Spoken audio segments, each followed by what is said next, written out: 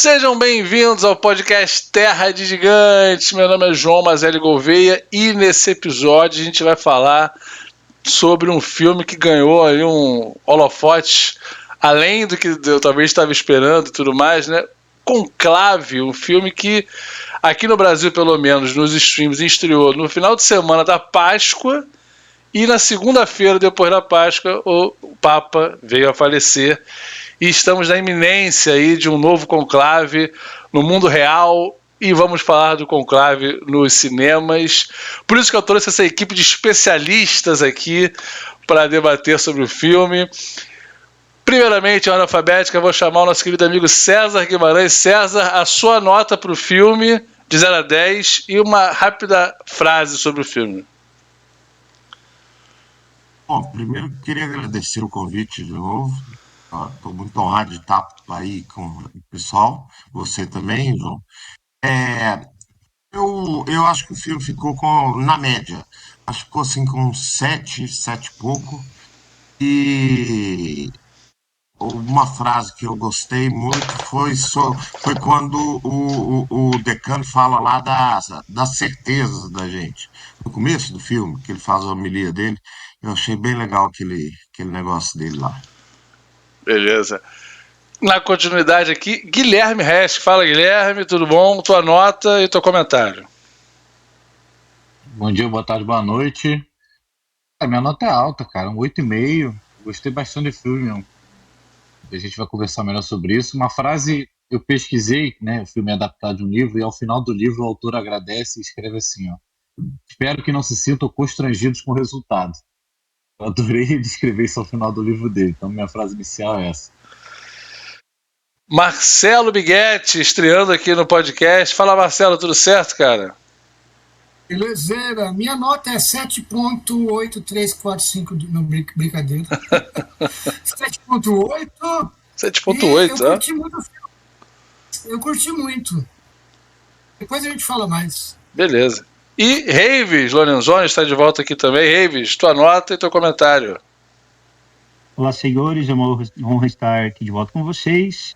Minha nota é 7,5 e, como diria o grande poeta brasileiro Humberto Gessinger, o papo é pop. Perfeição. A minha nota, eu vou dizer aqui, eu acho que eu vou dar uma nota 8. E eu vou falar que eu queria que esse filme, na verdade, muito ao contrário do que geralmente eu falo que toda série seria melhor se fosse um filme. Esse filme eu acho que seria melhor se fosse uma série. Vamos começar então, valeu.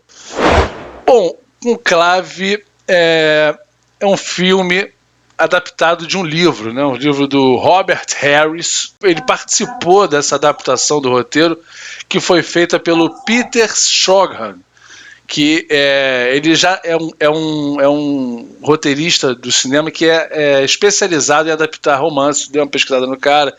Ele adaptou quase que todos os filmes que ele escreveu no roteiro foi adaptação, né? E não é à toa que eles ganharam o Oscar e foram indicados a tantos outros prêmios do Oscar, né? E o diretor é o Edward Berger. Nada mais, nada menos que o diretor do Nada de Novo no Front, filme que ganhou aí também recentemente. Então o filme tem essas credenciais aí e traz pra gente, cara. Eu vou começar falando aqui do negócio do elenco. E esse filme me chamou a atenção primeiro pelo Ralph Fiennes, que eu admiro, cara, desde a primeira vez que eu prestei atenção nele. Tem o Stanley Tucci, que é o Cardinal Bellini, que é talvez, eu sempre me lembro dele do Diabo Veste Prada. O personagem dele arrebenta nesse filme. Eu sempre lembro dele lá. Eu assisti o filme sempre esperando ele dar uma desmunhecada lá, igual fazia no filme do Diabo Veste Prada. Mas ia pegar mal, né? Provavelmente pela posição de cardinal, né? E um outro cara que eu gosto muito também, que é o John Lithgow. Não é Joseph? Tremblay. Joseph Tremblay. Tá certo, desculpa, tá certo. Joseph Tremblay, E esse elenco me chama a atenção. Eu não falei da Isabella Rossellini também, que é uma atriz carimbada. A Isabella Rossellini tem uma participação importante. Eu fiquei esperando. O filme praticamente todo. Mas eu fiquei esperando ela aparecer mais, ela participar mais ativamente ali. Eu achei que ela foi meio subaproveitada no negócio. Não sei vocês aí. Mas eu acho que é bem condizente com o papel de uma freira num evento que elas não participam do processo de decisão, né? Então foi bem sutil e importante a participação dela. Inclusive ela foi indicada, salvo engano. Então, né, aproveitando aqui um ensejo. Como atriz coadjuvante. É porque ela não tem muita fala, mas ela aparece muito sem falar, né? Engraçado, né?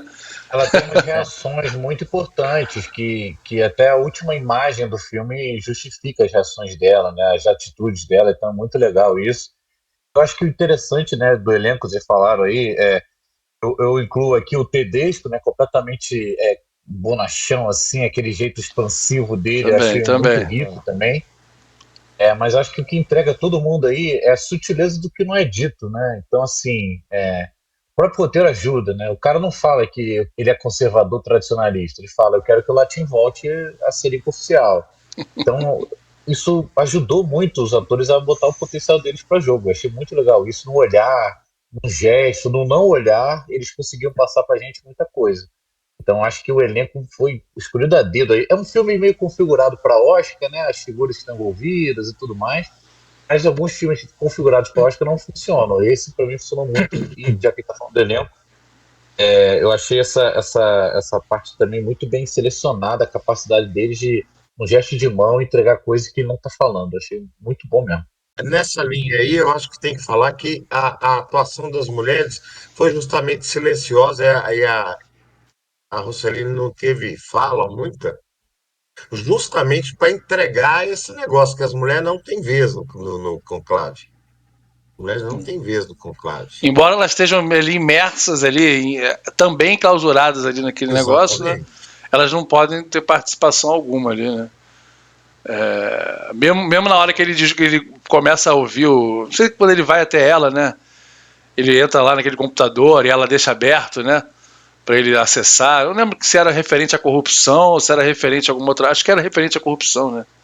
Não lembro agora qual era o caso que ele foi checar. Né? Era a corrupção financeira. Quem trouxe a freira e teve o escândalo lá do. Não, foi sexual. Foi o. Também. Escândalo, né? Sexual. Ela tem essa participação também. Ela meio que tenta. Não, eu que vou resolver aqui, mas o Lawrence. Não, agora eu tenho que me meter porque eu tenho a ver com minha parte aqui, né? Mas e aí, Marcelo, o que você achou desse elenco? Você achou que a atuação foi legal do filme? Eu só gostaria de acrescentar que o Guilherme falou da sutileza do que não foi dito, né? Pegando a carona aí sobre a não participação das mulheres, eu acho que é muito intencional por causa da última cena, e faz você ponderar, parece que vem aí uma certa mudança, né, que pode acontecer na organização da Igreja Católica. Eu gostei muito, os atores são fantásticos, mas também algumas tomadas que eu achei lindíssima, né? Ele explora também essa parte, tipo, um cardeal, aquela imensidão daquela arquitetura, né, corredores, cores, o vermelho. Tem uma cena que é vista de cima, tá chovendo com os guarda-chuvas, né? Então eu vejo tudo Não, a fotografia do filme é linda. E além de linda, eu talvez possa tentar querer achar pelo em ovo, mas tem muito simbolismo, né? E eu tomo muito cuidado. Eu sou um homem de ciências e de fé. Eu sou religioso, sou cristão.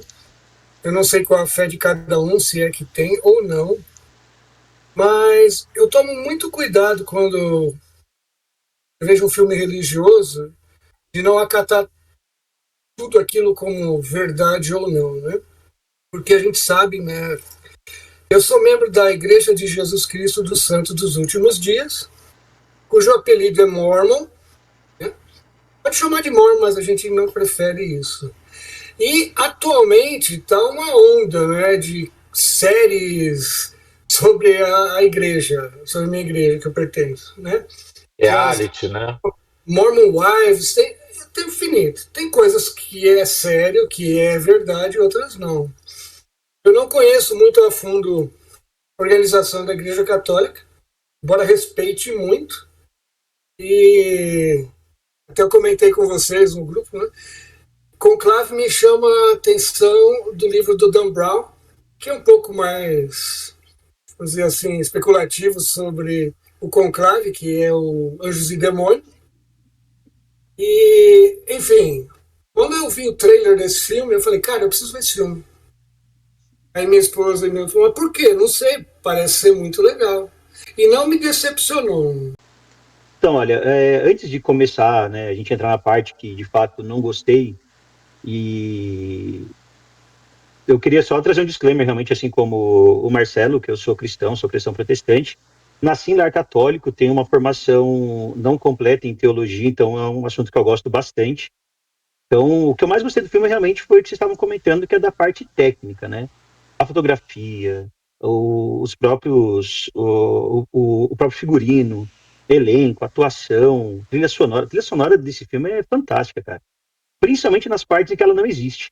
Parte que mantém, assim, um silêncio, que você escuta ali o rabiscar da caneta, escuta o sussurro dos personagens. Eu achei a parte técnica realmente muito bem feita. A minha crítica vem além, a minha crítica vem realmente de uma questão que, a partir do momento que eles querem trazer um filme pautado na realidade, a gente espera realmente que traga o mais próximo da realidade possível, né? E o Marcelão falou da questão dos filmes do Dan Brown. Eu gosto bastante também, vendo como uma aventura, como uma ficção. Mas quando ele tenta forçar a barra, trazendo que aquilo é real, é verdade, tem que ter uma suspensão de descrença muito grande. Foi o que me barrou nesse filme, sabe? Mas, pensando na parte técnica, eu concordo plenamente com vocês. Inclusive, a minha nota, né, de 7,5 para esse filme é bem alto, exclusivamente pela parte técnica, pelas atuações que, principalmente na minha opinião, o Voldemort, né, o Ralph Fiennes, meu, que Voldemort, atuação não tem desse como. cara. Que atuação desse cara. E, inclusive, ele atua melhor com o nariz. Melhor ainda com o nariz. Incrível. Melhor com o Muito nariz, bom é mesmo. verdade. Ives, você citou, né, talvez não fiel à realidade. O que exatamente você pode nos pontuar? Na verdade, assim, a parte dos ritos católicos como um todo, eu acho que eles tiveram bastante cuidado nisso, entendeu? Em questão de trazer, por exemplo, né, logo que o Papa morre, aquela cerimônia de retirar o anel do pescador e quebrar ela, simbolizando o final do papado, os juramentos, o local da votação que foi na Capela Sistina. Inclusive, não tenho nem ideia como é que eles fizeram, mas eu tive na Itália recentemente, acho que faz uns 6 meses, cara, perfeito, pô, perfeito mesmo, é inacreditável. Duvido que eles tenham filmado lá dentro, Ah, eu mas também acho difícil. Esse realmente foi filmado na Polônia, né? engana perfeitamente, cara. Esse Mas assim, filmado na Polônia e no Canadá. Ah, nossa, e realmente, cara, foi muito bem feito. Parecia muito que estava lá mesmo, em todas as cenas. Mas assim, entrando na parte da igreja como um todo, eu acho que eles passaram a tratar ali toda a cerimônia de votação mais como uma eleição americana, entendeu? Você tinha ali os Exato. progressistas contra os conservadores, e eu entendo perfeitamente que existe todo aquele peso político em cima de uma votação dessa. Né? Afinal, como o próprio filme mostra, são homens, né? São homens sim. com seus egos, com seus desejos de poder. Então é claro que tem política, tem um monte de coisa envolvida ali. Mas eu achei que eles tiraram muito da questão religiosa. Tiraram totalmente, entendeu? Passaram a tratar a igreja ali, e repito, eu não sou católico, tá? Mas eu achei que tratou a igreja ali como se fosse de fato uma empresa, como se quem fosse entrar ali como um papa seria uma espécie de presidente que fosse trazer a tua agenda e fazer todas as reformas que quer ser feita, entendeu? Quando, na verdade, o Papa não tem tanto poder assim para mudar, né? Ele Exato. é o protetor dos dogmas da Igreja Católica. Ele não pode, por exemplo, essa questão, entrando na parte, né, que foi citada aqui das mulheres, né, serem ordenadas. Isso, independente do Papa que entrar, isso não pode ser feito porque é um dogma católico. Não é um Papa que pode fazer uma mudança dessas, entendeu? E o jeito que o filme aborda esse tipo de poder, esse tipo de decisão, esse tipo de agenda que algum Papa traria, independente da ideologia dele, dá essa impressão que seria uma mudança radical na igreja. sendo que ele também tem as limitações dele, entendeu? Então, isso são alguns exemplos que eu achei que forçaram um pouco. Acho que trouxe um peso muito mais de uma eleição qualquer, uma eleição estritamente política, e deixou bem de lado a parte religiosa, que eu acho que precisava ter um equilíbrio um pouco melhor. Então, Eu acho mas que o. esse contexto, né, é um filme adaptado de um livro, né, do Robert Harris. E aí eu tentando pesquisar sobre isso, né, a intenção dele era criar um pouco criticar os processos que tidos por ele, né, na minha opinião, tidos por ele como arcaicos frente ao que poderia ser tratado de forma diferente. E o filme tenta, além disso, o filme tenta dar uma distanciada da realidade, né, aquele contexto dos ataques terroristas no entorno, ele não é da realidade, né, não acontece exatamente nesse momento, nem no momento que foi lançado. Ele tem um cinza quando trata do mundo, é tudo muito vazio, fora o pessoal envolvido no evento, é tudo muito vazio, tem pouco carro, pouco som e tal. Mas é aquela discussão, né? Como eu falei, eu tento entrar no clima do que o filme quer contar. Tá, pelo que eu vi de relatos, não li o livro, está respeitando a obra. A intenção dele é trazer essa discussão entre a fé e a disputa entre os homens. E o filme tenta entregar isso em símbolos, né? Então, pequenos atos do filme são separados por cortes rápidos de modernismos ou coisas materiais que estão acontecendo ali. Guimba de cigarro, um cardeal com o celular na mão, um monte deles fumando. Daqui a pouco eles estão no refeitório virando vinho rápido ao fundo, estão virando várias taças de vinho rápido, assim. Então, dá para, né, como eu falei, tenta entrar no que a história quer contar, então dá para entender que a intenção ali é trazer esse debate, essa modernidade. Inclusive, né, o final, acho que é importante ser um tópico aberto aqui sobre o final. Eu não gostei da forma que foi feita, né, não sei como foi a escolha, mas a gente pode falar do final mais para frente, mas também é uma mensagem, né, tanto que eu falei no início aqui que o autor escreve, né, espero que não se sintam constrangidos com o resultado. Então, querendo ou não, sendo uma adaptação ao livro que tem essa intencionalidade, a obra, né, o filme, ele conseguiu respeitar isso. E aí acaba sendo respeitoso, por outro lado, em certas questões. E faz parte da forma que você vai escolher trazer os temas ali. Então eu entendo isso, né? A intenção dele é trazer essa crítica. Então, tá, como é que ele está criticando? Eu acho que não teve todo sucesso, mas ele tentou criticar da maneira dele. Entendeu? Então, se é bom saber que a pesquisa dele foi bem condizente com a realidade, com os ritos e tudo mais, mas eu tentei olhar para esse lado. Eu tive criação católica, hoje eu tenho uma fé particular, não sigo ritos assim específicos, mas eu fiquei curioso quanto a essa coisa, que bom que você falou, mas eu consegui enxergar isso. Ele, intencionalmente, ele mostra que ele vai trazer esse conflito o tempo todo. Tem aquela cerimônia dos candidatos chegando, ao mesmo tempo tá o cara no zap, os outros fumando e rindo, guimba de cigarro no chão do Vaticano. Então dá para entender que ele quer trazer esse debate. E eu acho que esse teve sucesso, independente da nossa opinião, ele teve sucesso. Cara, o que incomodou mais, eu acho que eu fui criado como católico também, mas eu hoje em dia não professo fé nenhuma, assim. Mas, de qualquer forma, eu estudei muitos ritos desse lance aí. E realmente, eu acho que ele descambou muito do que é o negócio para um fla-flu, assim. Tá na moda hoje ser fla-flu, né? E foi muito comparativo com a eleição americana mesmo. Ele tem um paralelo muito grande com a eleição americana. E realmente concordo plenamente com o Reeves que o Papa praticamente não tem poder nenhum, como presidente dos Estados Unidos também, né? O presidente dos Estados Unidos é totalmente dependente do Congresso. Agora, e o Papa é dependente da doutrina. Ele não pode mudar certas coisas.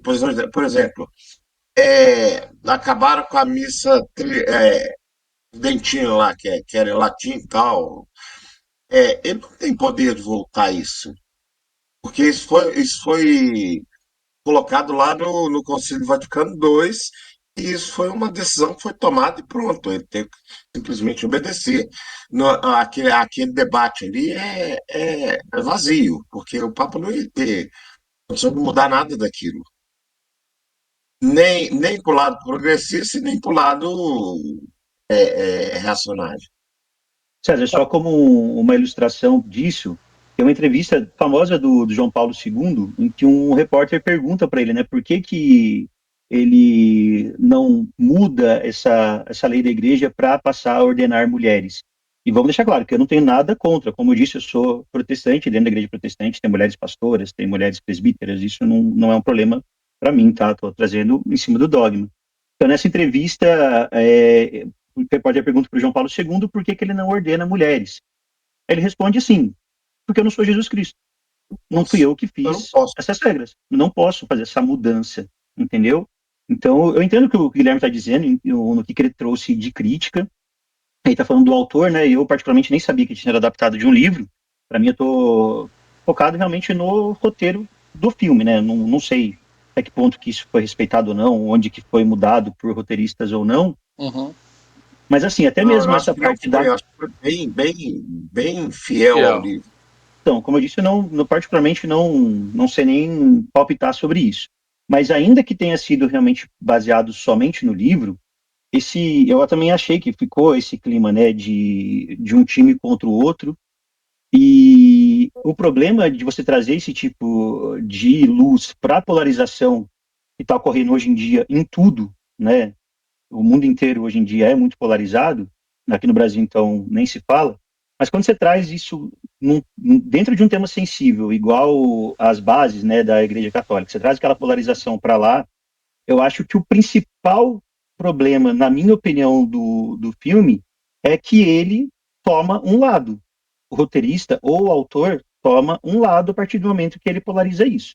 Se você pensar, por exemplo, que os personagens do lado mais liberal, do lado mais progressista, são retratados como pessoas mais centradas, mais tranquilas, mais certas. E você mais pega equilibradas, o cara que é mais conservador, é grosseirão, dá um tapa lá na mão do padre que tenta pegar a pasta dele, e só grita, e é mais chucro, mais bruto. Eu acho que você deixa ele mais caricato, e isso pesa a mão dentro do que você está expondo, entendeu? Colocando então, como quem é mais à direita, mais conservador é algo ruim, e mais à esquerda, mais progressista é algo bom. Eu acho que faltou um equilíbrio nesse sentido, se você vai expor realmente uma polarização nesse sentido, entendeu? Eu concordo bem com você, e acho que os personagens ficaram muito arquetipados. Ficaram muito arquetipados nesse ponto. Eu concordo que essa configuração foi assim, mas eu acho que óbvio que é ter lado. Eu não esperava que não fosse ter lado. Não é um documentário que também tem lado. Não, eu acho que eu achei interessante a abordagem do Reeves e de vocês todos nessa parte. Bom, faltando só eu falar aqui, né? Eu sou católico também, talvez já fui bastante praticante, hoje eu pratico menos, mas e assim, eu acho que o filme, a gente falou tanto que o filme é simbólico.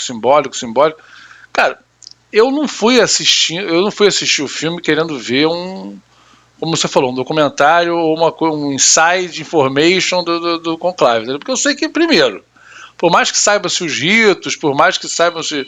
Peraí que tocou meu telefone aqui. Por mais que saibam-se os ritos e tudo mais, ali dentro mesmo é difícil a gente saber o que se passa. E, então eu acho que mesmo por isso, eu acho que a intenção dele foi de fato fazer um espelho da sociedade que a gente tem hoje, tipo assim, o conclave com as lentes dessa polaridade que se tem hoje em dia. Eu acho que se ele fizesse também um conclave do jeito que perfeitamente como deve ser, sei lá, não sei, também não ia ser, que o filme ia ser bom também? Ou será que, né, a graça do filme não é de fato essa dicotomia, esse embate entre um e outro? Esse negócio de você retratar a parte conservadora, né, e tal, como algo ruim, é o personagem que é o ruim e tal, concordo que tem esse viés, mas também é aquele negócio que obra de arte que não tem o viés assim é complicado. Embora eu ainda consiga ver no Lawrence, que é o Ralph Fiennes, né, uma quase tentativa de não pender muito para um lado para o outro. me parece que o Lawrence é mais assim, não quero que esse cara seja eleito. Ele é mais moderado, né? Ele é mais moderado. Né? Ele é assim, tô contra ele, mas eu também, entendeu? Para evitar o cara, eu vou com vocês. Eu acho que é meio por aí. Até porque o personagem do Bellini, ele se mostra, ele não é perfeito, ele mostra ele mostra umas garras ali na hora, principalmente que o Lawrence começa a ter voto, né?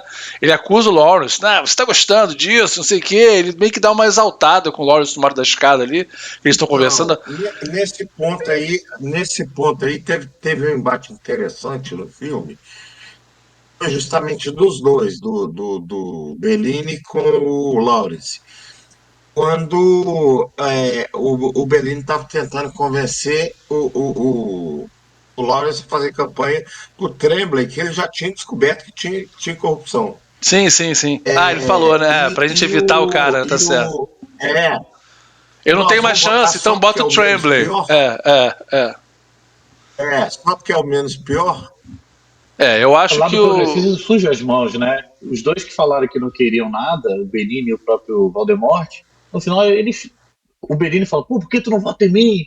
O Voldemort, ele vota nele mesmo, inclusive. Então, assim, essa sede de poder também tá ali. Eu entendo o desequilíbrio, tem viés, mas ele também mostra esses detalhes aí que estão mostrando que eles fingem que estão meio blasés. E também aquele negócio. Por mais que a gente tenha o respeito e tudo mais, ninguém vai imaginar aqui também que vamos chegar lá e os cardeais são vários santinhos ali, né, perfeitos. É claro que todos ali, tem muitos ali que devem ter uma vontade absurda. Filme, né? Então assim, também não vamos querer pensar que o filme pintou todo mundo. Tudo bem, o filme tem que botar uma lupa no que é mais interessante também, né? O filme, senão ele tem que dar uma exagerada, uma caricaturada na situação toda. E assim, não me incomodou tanto, porque eu não esperava um filme, claro, não esperava talvez Anjos e Demônios, né?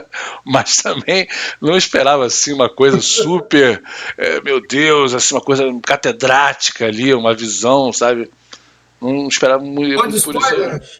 Pode, claro. Pode spoiler. Quem tá vendo aqui assistiu. Você tá ouvindo spoiler, para aí agora. Uma coisa que não é que me incomodou, mas eu não gostei muito, foi a solução barata final. Não, isso aí também não. Isso é. Pode ir pro final, então. Antes da gente. Antes da gente ir pro final, então deixa eu falar algumas coisas que eu não curti tanto aqui. Primeiro, aliás, antes do que eu não curti. Eu achei legal porque cada problema... É incrível que o Ralph Fiennes, a cara que ele faz quando ele começa a descobrir e vê que estão votando nos caras que ele sabe que tá com ficha suja, e aí começa a votar nele, ele, não quero isso, pelo amor de Deus. É interessante como ele mesmo tem ele mesmo tá no momento de falta de fé, né? Falta de fé não, uma dúvida, né? Ele mesmo tá nesse período, é interessante ver como ele tá ali quase como um síndico mesmo, né? Ele tá ali, assim...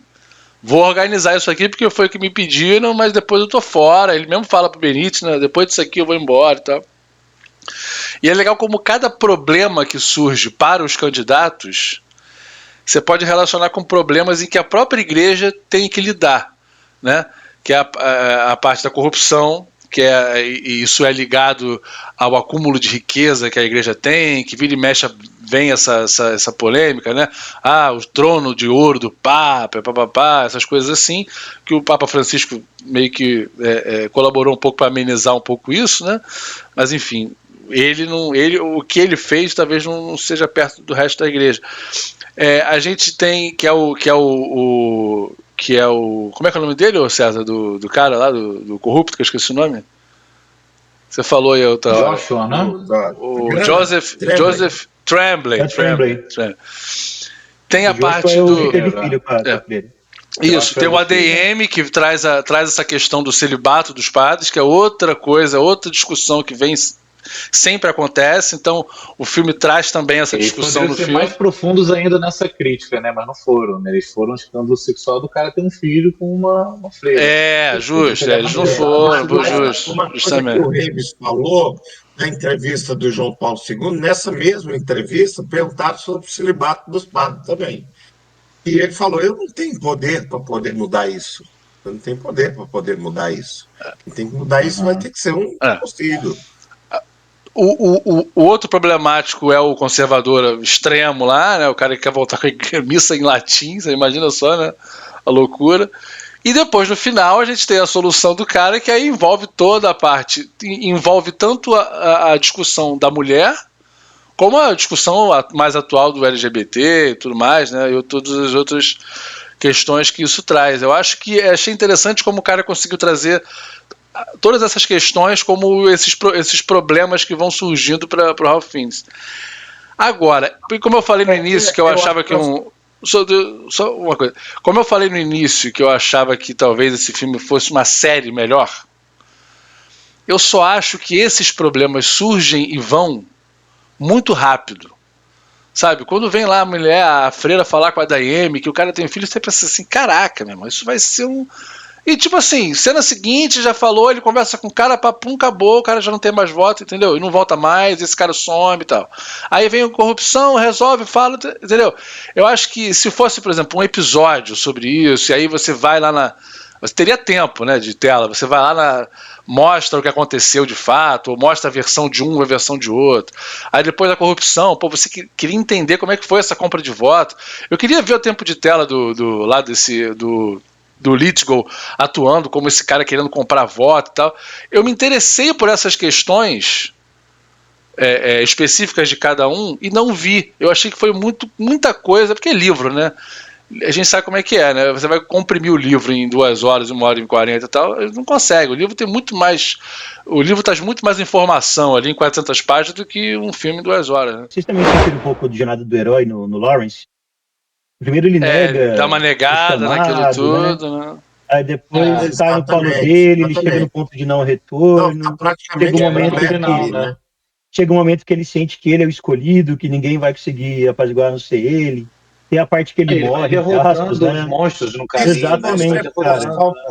Eu achei bem interessante. Se você forçar um pouquinho, se você forçar um pouquinho, você vai sentir falta talvez você sinta falta do mentor. Mas tem, simbolicamente, o próprio Papa falecido é o mentor. Deixou tudo pronto, pô. Deixou tudo pronto. Concordo plenamente. Eu achei que a estrutura ficou bem amarradinha ali e bem disfarçada, né?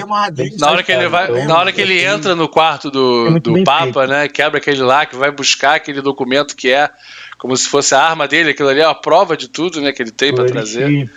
O Elixir, realmente. Eu achei bem interessante isso daí, justamente por conta dessa construção, exatamente em cima dessa construção bem feita do protagonista, e a parte final me pegou demais, sabe? Porque, assim, acho que de modo geral, o roteiro, ele estava bem previsível. Tudo bem, ó, o desfecho final ali, a penúltima cena, vamos dizer assim, pra mim, me pegou totalmente desprevenido. Sim. Fazia muito tempo que eu não estava assistindo alguma coisa. Eu falava, puta que pariu. Por essa eu não esperava, sabe? Me pegou de jeito mesmo. Você achava que ele estava doente assim, também? Porque eles falam que porque fulano foi no médico e tal. Achei que o cara deve ter um câncer terminal e vai ser eleito papa, porra. Vale a pena, né? Tipo assim, pensei realmente é algo que me pegou totalmente desprevenido. Eu achei bastante interessante. A minha crítica ao final nem é essa em si. Mas, assim, eu achei o roteiro, de modo geral, previsível. A partir do momento que eles colocam aquele cardeal extra, do nada, você sabe que o cara vai ter uma importância realmente muito grande, né? Pra nada velado ali. Então, a participação dele, a princípio, trouxe a gente que mexe mais com literatura, você fala assim, vai ser ele, é claro. Ficou bem previsível, né? Eu achava que se ficasse com o Lawrence no final, o papado, quebraria um pouco isso, até talvez preferisse esse final. Mas acaba que, assim, eu achei o Lawrence um personagem... Ele é bastante pragmático e eu acho que o mais legal dele é que ele flerta com o agnosticismo, né? Ele o tempo todo tá ali, duvidando da fé dele. Eu acho que isso bastante interessante. Sair, né? Pois é, e assim, ele é rígido e correto com tudo que ele viu de errado, né? O cara não desiste, viu uma coisa errada ali, seja com qual candidato for, ele vai atrás e lida e tal. Mas a hora que chega realmente no final o Benítez, ele faz uma vista grossa ali e boa, entendeu? Eu achei que quebrou um pouco da forma como o personagem foi construído, entendeu? Porque ele era um cara, assim, bem pragmático, bem correto, né? Não aceitando coisa errada. E chega no final ali, sei se porque já desistiu, tipo, é isso mesmo, e boa. Inclusive, eu vou tocar nesse assunto depois, né? Quando ele, entre aspas, escolhe o nome dele como Papa e traz o nome João, eu achei que ali era um sinal realmente que ele ia passar simplesmente a aceitar as coisas. Até vou comentar disso mais pra frente. Mas eu achei que dá uma quebrada na estrutura do personagem, sabe? Ele foi muito bem construído. Eu gostei demais Comenta do agora, Lawrence. Reives, esse negócio Mas do no João final aí eu que eu fiquei achei interessado aqui, sem nenhum tipo de interesse extra. Fala do Então, João aí, pô. tem uma frase que eu achei muito interessante, em que o Bellini fala para ele que, no fundo, todo cardeal quer ser papa, ou então, na verdade, ele fala que, no fundo, todo cardeal já escolheu o seu nome de papa. Sim. Isso aí. Né? Ele comenta isso e, a princípio, o cara até fala que não, claro que não Mas ele se tem. entrega, ó. Eu vou Depois, querer mais pra frente, ele fala João, né? É. Na minha opinião, isso trouxe para mim uma intertextualidade com o Decamerão. Não sei se vocês já leram Decamerão. Nunca li, não, Mas mas. no primeiro dia da história, no primeiro dia, né? Decamerão é dividido em vários dias. No primeiro dia, na história 2, a gente tem a história de um judeu chamado Abraão, que ele é muito amigo de acho que é um francês que é bastante católico. E esse francês fica enchendo o saco dele para ele se converter ao cristianismo. E o cara é judeu. E o cara fica negando. Daí, tanto o francês fala na cabeça dele, ele fala assim: ó, vou fazer o seguinte, então, eu vou para Roma, vou ver como que funciona realmente essa igreja católica, e se eu realmente gostar do que eu ver lá, eu me converto. E ele, quando parte para lá, esse amigo dele fala: pronto, acabou, esse cara não vai se converter nunca. A hora que ele chegar lá em Roma e ver tudo que tem de sujeira lá, toda a corrupção, toda a promiscuidade que tem na cidade, esse cara nunca vai se converter ao catolicismo. O cara vai para Roma, vê tudo que tem de errado, vê os cartas, no próprio texto fala, isso é antigo, hein? Lá da Camerão, Boccaccio, é muito antigo. Já fala lá sobre a corrupção, sobre tudo que tem de errado entre os cardeais, entre o próprio Papa da época. E quando esse judeu volta, ele fala para o amigo dele, ó, me leva para a igreja que eu quero me converter. O cara fala, pô, mas você não viu tudo que tem de errado lá em Roma, né? Tudo que tem de errado na religião cristã? Aí o cara responde para ele assim, se com tudo que tem de errado essa religião não quebrou, se tudo que tem de errado, essa religião ainda funciona, é porque realmente Deus tem que estar por trás disso, porque senão ele tinha quebrado. E quando ele vai para a igreja para poder se batizar, ele muda o nome dele de Abraão para João. Então tem esse simbolismo de que esse nome João traz alguém que aceita a fé católica, ou a fé cristã no caso, apesar de tudo de errado que existe ali. Porque entende que acima de qualquer falha dos homens, é Deus que está acima daquela religião. Então, quando ele escolhe o nome João, o Lawrence, eu particularmente me remeteu diretamente a essa história, em que ele Interessante. Não, realmente entende que apesar de tudo que tem de tem errado que ele está mais. vendo dos cardeais, Tem o mais no cara nome. aceita a fé Tem dele, mais no entendeu? nome. Tem mais no nome. Que, além de ser João, o nome do evangelista que foi o precursor, digamos assim, de Jesus Cristo, teoricamente, não vou entrar no mérito do negócio, mas tem o evangelista e tinha o apóstolo preferido, que era o João também. Uhum. Então tem mais esse simbolismo do nome. Agora, me dá uma certa pena é, de um fato assim que me chamou atenção. Se, por um lado, mudando até de assunto, se por um lado o Lawrence é um personagem bastante desenvolvido, os outros ficaram bem aquém. Como eu Ficaram bem falei, aquém, ficaram não dá muito sério. Eu queria ter visto mais arquetipados desse e pessoal. exatamente precisava de mais substância para os personagens. Eu senti falta disso. Que é muita gente para 2 horas. Né? Pois é, não ia ter como. Eu não sei, de uns anos para cá, desde que a gente se tornou editor de uma revista e agora do Tachyon, lendo trocentos contos por mês, eu fiquei muito chato, né? E muitas vezes é difícil a gente só curtir um filme e esquecer Jornada do Herói, esquecer isso tudo. É muito difícil. Impossível, impossível. Todo mundo que escreve passa isso. Eu quero curtir. Mas não dá, aí você fica, não, mas peraí. A minha esposa fala, não vai me dizer que, não, agora vai. É difícil. Concordo com o Reis. que foi uma sacada boa dessa jornada do herói, meio que disfarçadinha ali, mas eu não sei. Eu achei a resolução meio previsível, para mim não foi nada. Eu já estava esperando, ou esse caboclo que vai ser o Papa, ou ele é gay, ou ele é alguma coisa, ou ele é hermafrodita. Para mim já estava claro. Para mim foi uma solução barata e preguiçosa. Não sei se vocês concordam, mas eu fiquei achando que ele estava no rehab, ou ele reabilitando alguma clínica de desintoxicação, ou ele estava com alguma parada terminal já e ia pro saco. Agora, uma coisa sobre esse final, que antes até um pouquinho, né? Uma coisa que, como eu falei, eu achei que teve muita informação, né, em pouco tempo e tal. Eu acho que eles podiam. Eu acho que não era necessário o lance do atentado. Eu acho que no filme, no livro Eu anotei exatamente isso. No filme, o atentado existe para quê, na minha opinião? Para o conservador ter aquele discurso mais forte. O atentado é isso, né? O atentado dá. Eles mesmo falam isso, né? O atentado dá a voz para ele. E aí, para depois o Benítez fazer o discurso dele contra o cara.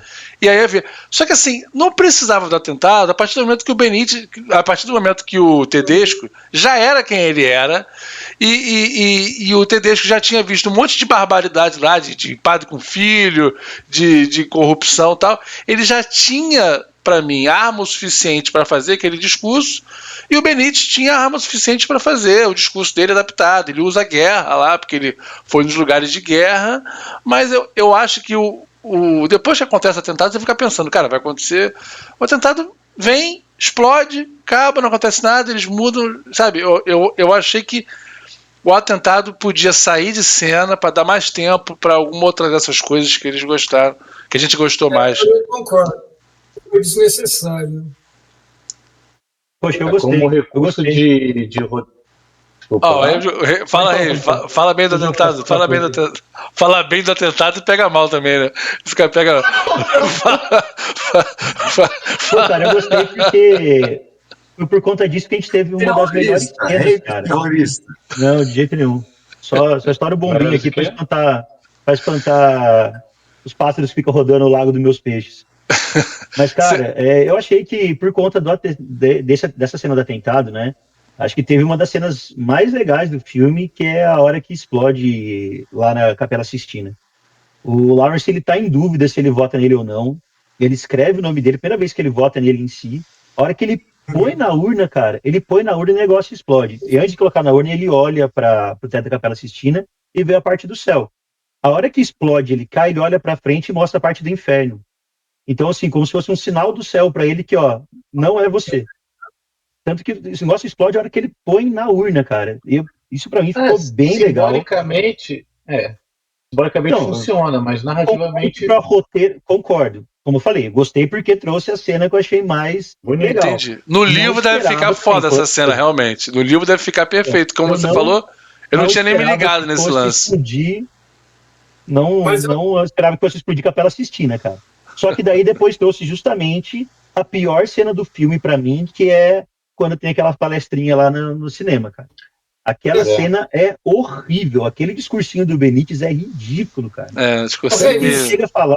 assim, a igreja não é tradição. Pô, se tem uma coisa que a igreja católica é tradição, cara. É essencialmente a tradição. Tirar a tradição, você acaba com a igreja. E o pessoal ainda vota nele como papa. E essa babaquice de que a igreja da agora para frente, isso é babaquice completa. Ô, Rei, você não outra coisa. Eu acho que jamais o Cardeal, por mais conservador que ele fosse, o Tedesco, mesmo sendo totalmente arquetipado do jeito que ele jamais ia fazer um discurso de ódio daquele. Cardeal nenhum ia fazer. Ô, Rei, você não assistiu o trailer, né? Não assisti nada do filme antes de... Eu geralmente, assim, quando eu sei que eu vou assistir, quando eu sei que eu quero assistir algum filme, eu já nem vejo o trailer dele. Eu também. Pra poder ter 100% da experiência, entendeu? É uma droga que tem essa explosão no trailer. Porra, inacreditável. Mentira. Aí não é possível, cara. Ainda bem que eu não vi, então. Ainda bem, porque Eu só tava esperando. Quando vai explodir? Quando vai explodir? Quando vai explodir? Eu já tinha... Pô, brincadeira, mano. Cara, eu só vejo trailer porque minha memória é tão ruim que eu esqueço de tudo na hora, não lembro nada, mas eu sei como é que. Não, mas que hoje em dia quem faz o trailer é na mesma equipe que produz, né? Tem empresas especializadas em trailer. Então, é muito bizarro isso. Eles escolhem o trecho que querem, com o spoiler que for, às vezes não passa por aprovação de quem participou da ideia do filme e aí joga esses trailers malucos, assim, que dão um tom de. Também, né, forma a vender, né? Dão um tom de que vai ser algo mais agitado, não que vai ser algo mais intriga, né? Reforçando o que o João falou da questão da narrativa aí do terrorismo, eu acho que dá para puxar esse balão aqui, que são os 5 escritores aqui, né? O audiovisual ele pede muito aquele show Don't Tell, e o filme vai muito bem nisso, né? Ele expõe, a gente falou, com olhares, quando você questionar a tradição, o maior símbolo do conclave para a gente que é de fora é a fumaça, é um botãozinho que ele aperta, então ele vai simbolicamente, com gestos, ele vai expondo o que ele acha. E quando tem a exposição, que é aquele discurso inicial, que deixa muito claro o tom do filme todo, do mistério, da dúvida e tudo mais, vai bem. Inclusive o Vincent, né, aquela questão do médico, eles vão jogando. Por que ele foi no médico? Por que ele foi nomeado escondido? Porque ele está no Afeganistão. Eles tentam enrolar, né? Eu falei, no final alguma coisa sobrar para ele ali, porque estão plantando esses foreshadows, né? Que chamam, esses foreshadows estão muito com shadows, né? Estão deixando bem claro ali que eles estão querendo reforçar isso. Aí foreshadow para quem, né? Foreshadow para quem? Porque não está escondido para gente. Mas a gente está naquele. Eu não sei se na época do Reeves tinha essa brincadeira, ou você vai ser. Você escolhe se você quer ser bonita ou se você quer ser médica. Tinha essa brincadeira. É a mesma coisa. Você escreve, ou você escolhe, ou tem entretenimento, né, velho? Ou tem entretenimento. Daria, né? Vai descobrir a história. Vai descobrir a história. Você escolheu ser médico, César? Já vai caminhando. Eu escolhi. Alguém aqui viu o Pico ou não? Não. Eu nem sabia que vinha de livro. Ele vai encaminhando para isso, né? Ele vai caminhando para esse esforço de surpreender ou de forçar situações que não precisaria, porque o filme todo funciona sem isso. Ele força esse momento para forçar o discurso do cara, para forçar. Tem um anime chamado Naruto que o pessoal brinca que o personagem principal vence todo mundo no discurso, não na porrada. Aparecendo isso, o cara levanta ali e fala, gente, minha opinião forte é essa, todo mundo tá aí, vou abrir mão de todas as minhas convicções, todos os meus preconceitos, ou certezas, ou ideias, e vou votar. Isso me pega, porque a narrativa funcionou até ali, entendeu? É o que o João falou do terrorismo. É uma cena muito bonita, tem esse simbolismo que o Reis falou, mas narrativamente outras coisas mais simples poderiam funcionar, mas serve, assim, como cinema, né? Você tem que dar aquela explosão de emoção em algumas situações. Funciona para isso, com certeza. A gente, como gosta de escrever, a gente às vezes olha para o outro lado, né? Para que isso? Dá para ser de outra forma. Mas encerrando sobre a questão da explosão, outro recurso que eu achei importante sobre essa cena é ela quebrar justamente algo que não poderia ter sido quebrado, que era a questão do isolamento deles, né? É algo que, assim... Tem isso, essa sacralidade. Sido... Exatamente. Eu acho que até o filme, uma das coisas que ele retratou mal é justamente essa questão deles ficarem de fato isolados, né? Não ter nenhuma notícia de fora. Mas peraí, qual foi? Ninguém. Mas eu não entendi. Mas peraí, o que isso... No seu nariz você não vai ter jeito, você vai ter que ficar... Não, eu não estou falando que é errado acabar que eles teve a notícia depois da explosão, não é isso. A importância da explosão. Eles não poderiam ter contato com ninguém de fora, exatamente. Entendeu? Mas não quebram já? Eu acho que inclusive isso é criticado. Eles quebram isso, ele manda um cara... Em outros pontos ele quebra sem justificativa. Então, para esse ponto específico, eu achei que ali pode justificar. É nessa entrada bispo, né? O bispo funciona como Benítez, é isso? Para ele, né? Pois é. Mas não tinha outra solução. É só pensar meia horinha que dava... Paga um freelancer para escrever essa cena. Não, é que ele não podia ter contato com ninguém de fora, né? Tanto que daí ele vai e fala com o bispo que tava investigando Tinha pra ele. tinha até Google lá da Freira, o Google ele fala, Freira por lá, que você não me contou nada? O Google Freira. Tinha o Google Acho que a Freire. crítica Tinha tá o aí, eles Google quebram Freire. esse isolamento o tempo todo. Na modernidade, esse Exatamente, isolamento é quebrado. concordo. E aí o terrorismo Concordo. pode ser isso, né? Essa Na parte da catarse explosão dessa podia exposição, né? justificar, entendeu? Mas o pro Mas resto, vocês já realmente. ficaram rindo de mim, vocês já ficaram rindo de mim das minhas viagens, das minhas bobajadas que eu falo. Mas eu ainda vejo mais um simbolismo para o atentado, que é a quebra da própria igreja do jeito que está lá, porque está Sim. cada um brigando pelo seu negócio lá, tá um fla-flu desgraçado, e a quebra simboliza mais ou menos a quebra da própria igreja, porque vão combinar, a Aquela explosão Sistina, né? Esse simbolismo do meio que sendo, como o Reeves falou, né, meio que sendo Deus fazendo com que ele não votasse nele, né, embora você imagine que Deus não vai jogar uma bomba, ele vai planejar uma bomba na Capela Sistina, mas fica parecendo uma intervenção divina. Eu entendi a cena, entendi a beleza da cena nessa parte, é interessante. Sim. Realmente. A gente não falou das tartarugas. Qual é o simbolismo da tartaruga? as tartarugas. Bom,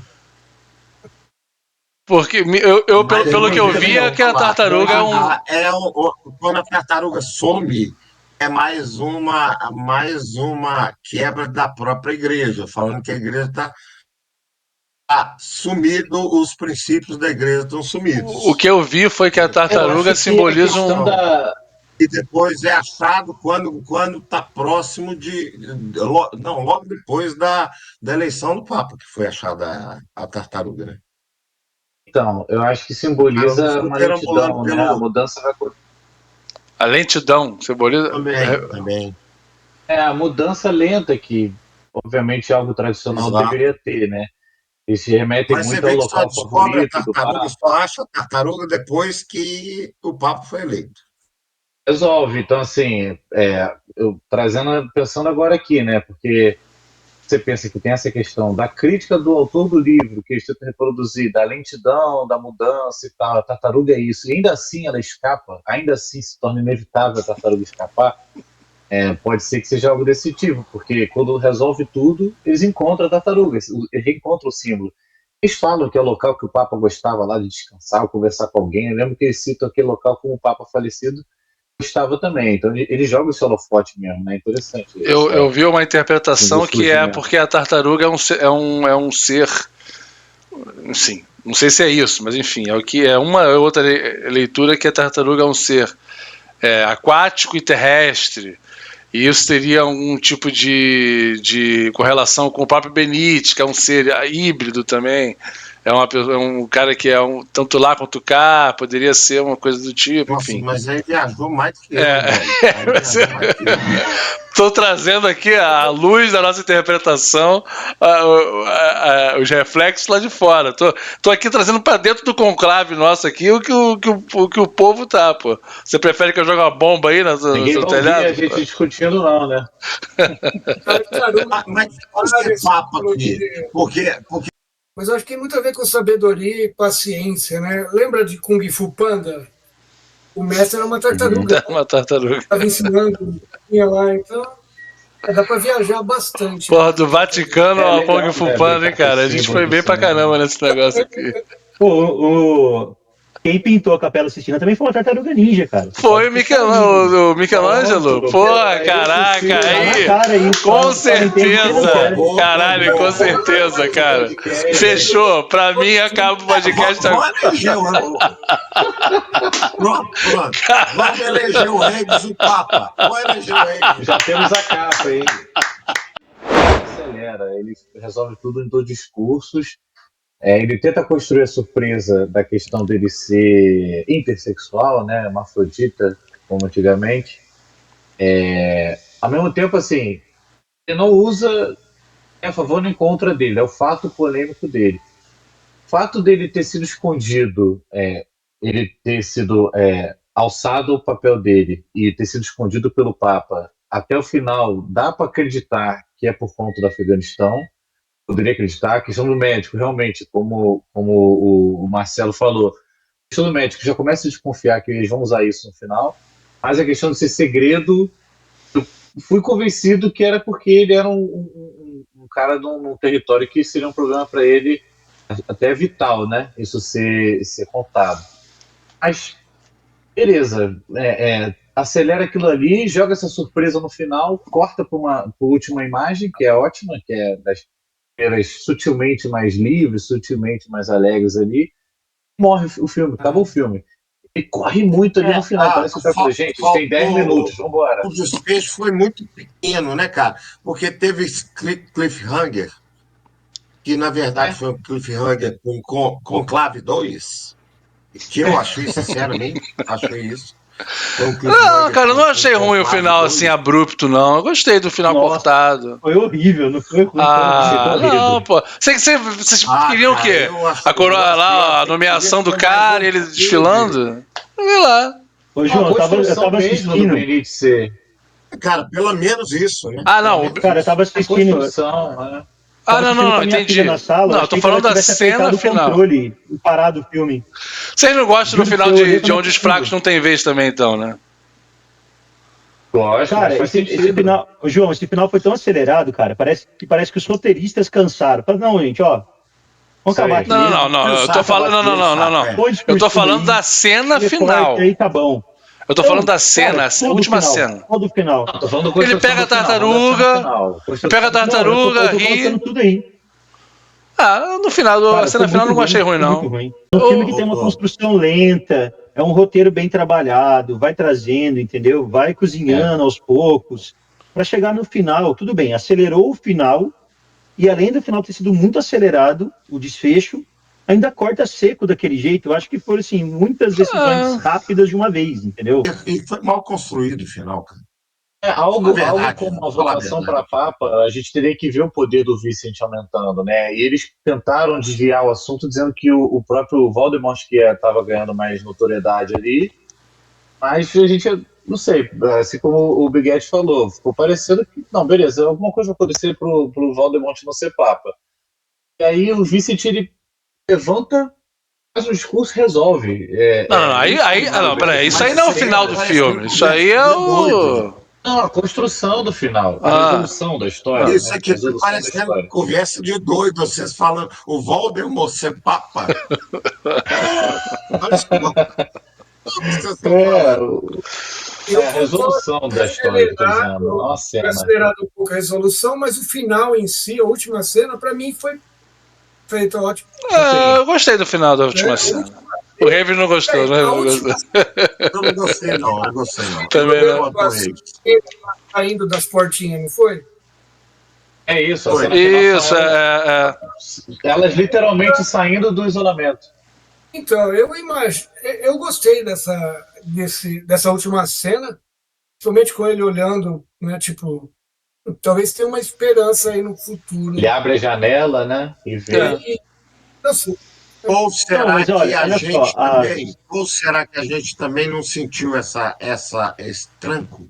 Porque a gente ficou muito preso na jornada do herói e a gente esperava um desfecho mais... Pra mim não tem herói nenhum. Não.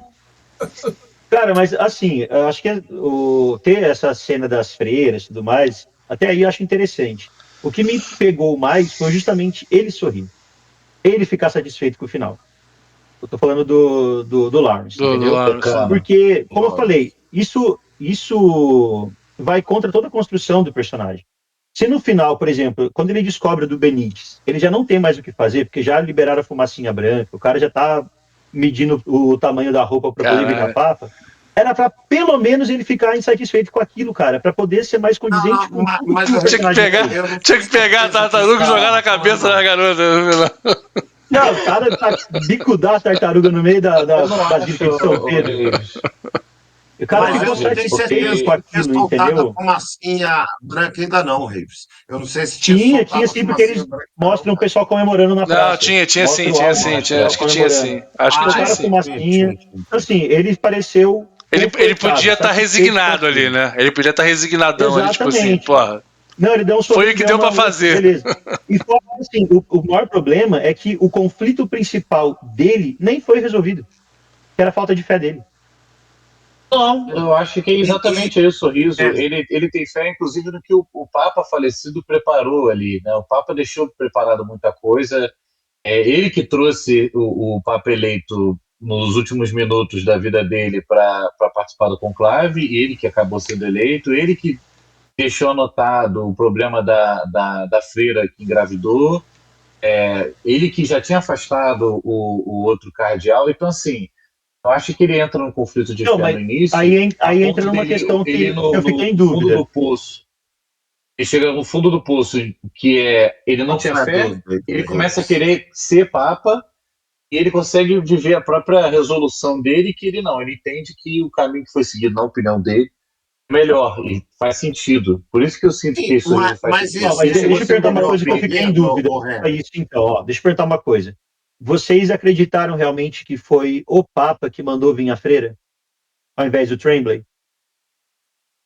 Vocês acreditaram nisso? Eu acho que sim. Então, porque assim, se realmente foi o Papa que mandou trazer a freira para poder realmente impedir que o Joshua virasse Papa... entendi. Se eu acreditei no Tremblay, então, isso, né? O Tremblay não estaria sendo afastado de fato. Porque se o Papa desse a missão para ele, não tinha por que afastar ele por simonia. Mas o Papa já tinha afastado. Então, mas o Papa tinha afastado e depois dar a missão para ele, para poder trazer a freira, porque foi através dele que ela veio. Agora, se na verdade não foi o Papa que mandou e foi um artimanha do Tremblay, não foi o Papa que escolheu o cara. Foi o Papa que escolheu o Benítez. Ou é mulher, ou é mulher bonita, ou é médica, não. Não é exclusivo, assim. Ele parou de ser cardeal, mas ele pode trabalhar para a igreja. Ele foi rebaixado. Então, mas para ter um poder daquele, tinha que ser como um cardeal. Para trazer uma freira para dentro da casa de Santa Marta, onde vai ser feito o conclave, tinha que ser um cardeal. Peraí. Ele deixou de ser cardeal. Ele deixou de ser cardeal por quê? Não, primeiro. Mas o Papa podia ter falado com ele o seguinte: você vai usar a sua autoridade de cardeal para trazer essa freira, e a partir desse momento você está afastado. Momentos separados. A última reunião dele foi afastando. Não. O ato dele. Se foi o último ato dele e foi só pro cara, não era para ninguém saber além do cara. Peraí, mas ele foi afastado pela corrupção, é isso? Mas tem outro cara presente. Tinha outro cara presente. O que ele vai consultar lá fora. Que o bispo vai consultar lá fora. O outro cara estava presente. O assistente, o Wozniak, alguma coisa assim. Então, o que passou mal. O que eu entendi? Eu entendi que o Tremblay foi destituído como cardeal por conta de simonia, e, em cima disso, ele ocultou esse fato e utilizou do que ele sabia do Joshua para poder derrubar o cara que sabia que ele ia ser eleito. Entendeu? Então, para mim, não fez muito sentido essas duas questões estarem juntas. Ele ter sido afastado e ter feito a vontade do Papa de trazer. Porque se o Papa vai mandar vir aquela freira para poder derrubar o Joshua, ele teria confiado em alguém realmente mais próximo dele. Não, eu não acho que o Papa... Eu não acredito eu não acredito no Tremblay, não. Eu não acho que o Papa fez isso, não. Foi o Papa que mandou ele vir. Eu também não acho. Eu também não acho que foi o Papa. Só que aí que está uma questão primordial, João. Se não foi o Papa que solicitou isso, realmente foi um golpe do Tremblay, aí não tem como você falar que foi o Papa que indiretamente escolheu o Benítez. Não, olha só, o Tremblay, vamos dizer que o Papa primeiro dá missão pro Tremblay. Falou, Tremblay, tem uma freira aí, traz para cá. E o último ato dele foi afastar o Tremblay. Vamos dizer que o fato foi consumado anteriormente, ou estava acontecendo. O Tremblay, ele, mesmo que a missão dele tenha sido imposta pelo Papa, ele sabe a utilidade daquilo. Então, mesmo que tenha sido uma ordem do Papa antes, teria utilidade para ele esse conhecimento. Ele poderia derrubar... Olha só. Vocês estão achando que o Papa é evidente. O cara pode até querer que o Benítez seja, mas ele não vai simplesmente vou tirar esse... Vocês usam outra coisa, vocês usam... O cara tem um nome maneiríssimo, Adayemi. Vocês ficam chamando o cara de Josi, de como é que é o nome dele que você chamou? Joshua. Pô, Adayemi. Pô, imagina, o cardeal Adayemi. O Papa não ia simplesmente, não, vou tirar esse aqui, vou tirar aquele ali, porque eu sei que vão votar mais nele. Eu não acho que o Papa fez isso, não. Não, mas eu também acho, João. Eu também acho. É que ele não sucessor dele. Isso para mim é importante justamente para a cena final. Porque se o Lawrence entende que o Papa planejou tudo para que caísse no colo do Benítez, aí ele poderia ficar satisfeito por entender que foi o Papa que escolheu. Entendi. Mas se porventura não foi o Papa que escolheu, se não foi o Papa que escolheu, pra mim, na minha opinião, ele não estaria satisfeito. Eu não sei qual foi esse sorriso aí. Se foi um sorrisinho amarelo de canto Pode de estar boca. só aliviado também. Mas nesse ponto, eu acho que seria melhor ele dar um suspiro do que dar um sorriso no fim. Fazer um sinal da cruz, né? E vamos lá, né? Cumpri minha missão e agora foda-se. Dedo pro alto, vamos. Pra cima e avante. Bom, é isso. Fechando aqui esse bate-papo. Vamos ver. Ó, eu vou chamar um por um aqui e ver se vão manter depois do bate-papo, se mantivemos as notas ou não. César, você deu nota 7 pro filme. Mantém 7, sobe ou desce? Olha, cara, eu assim, influenciado por vocês, eu vou subir minha nota um pouquinho para 7,5. Olha. Mas não mais que isso. Beleza, show de bola. Guilherme, 8,5, você foi a maior nota, cara. Manteve 8,5 ou desceu um pouquinho? Mantenho, porque é o que eu falei, eu tentei entender o que ele quis discutir, eu achei que ele discutiu bem. Não quer dizer que eu concorde ou não, mas eu acho que ele trouxe bem. Marcelão, 7,8. Você foi criterioso aí. Mantém o critério, muda um pouquinho. Olha, por culpa do Reis, eu vou baixar para 7,7.